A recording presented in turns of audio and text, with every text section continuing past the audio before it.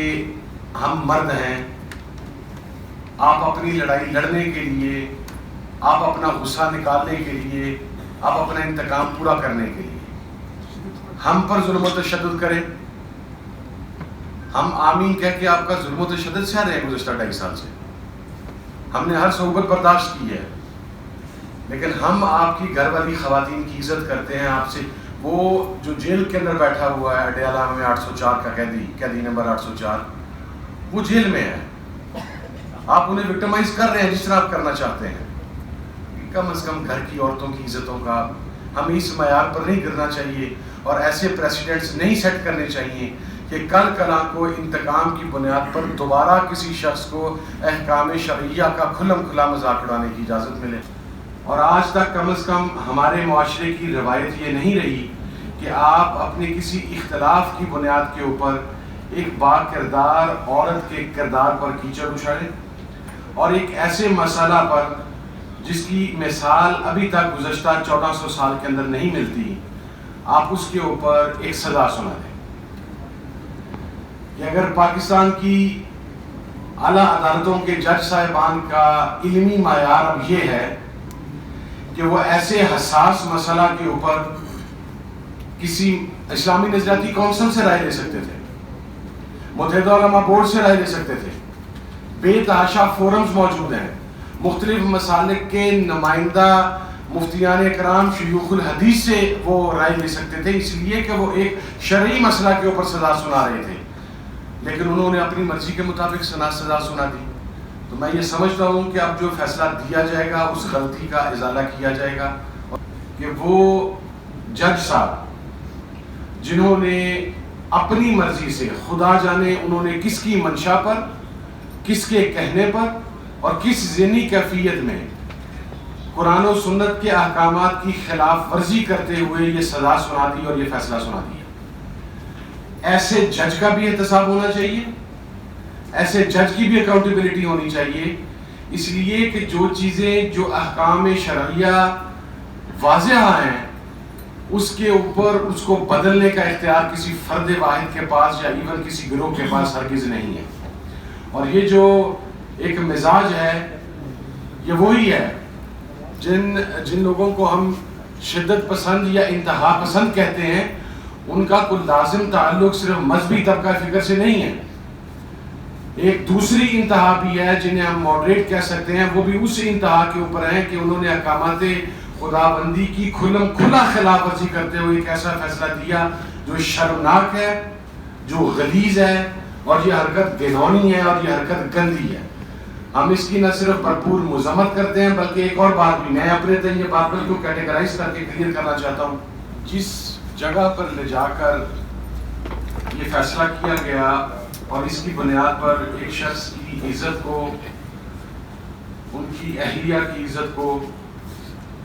اور چادر اور چار دیواری کے تقدس کو پامال کیا گیا، یہ انتہائی شرمناک، گھٹیا اور تشویشناک ہے. جب آپ کا کوئی اختلاف رائے ہوتا ہے،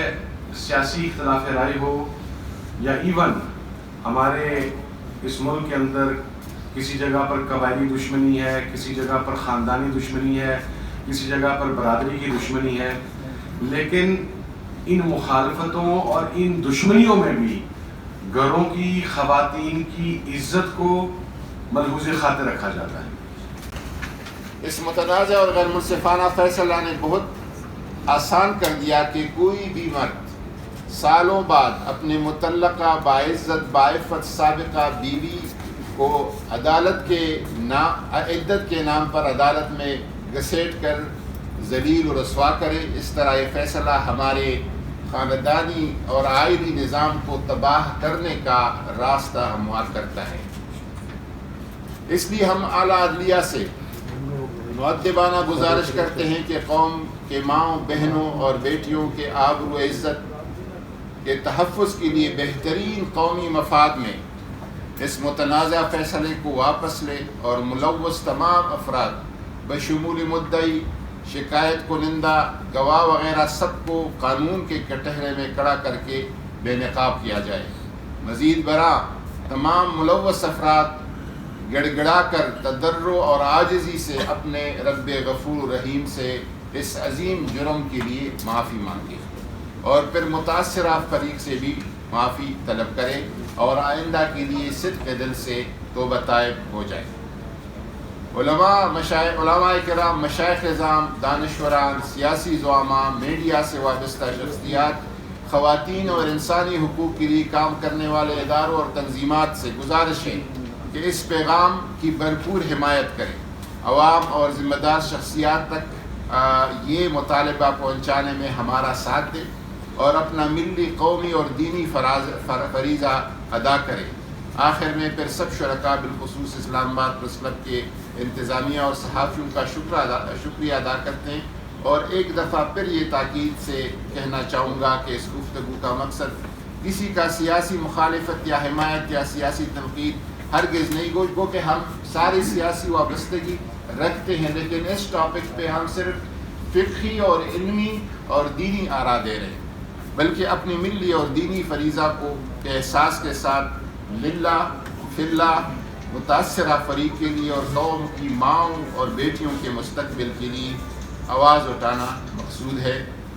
وما علینا الا البلاغ۔ ہمارے ساتھ صاحبزادہ حامد رضا صاحب، چیئرمین سنی اتحاد کونسل، جناب علامہ راجہ ناصر عباس صاحب، چیئرمین مجلس وحدت المسلمین،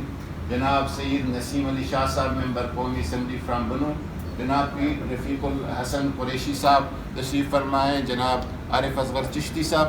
اور اقبال بہشتی صاحب۔ یہ تمام مسالک کی نمائندہ ایک اجتماع ہے اور ہمارے جو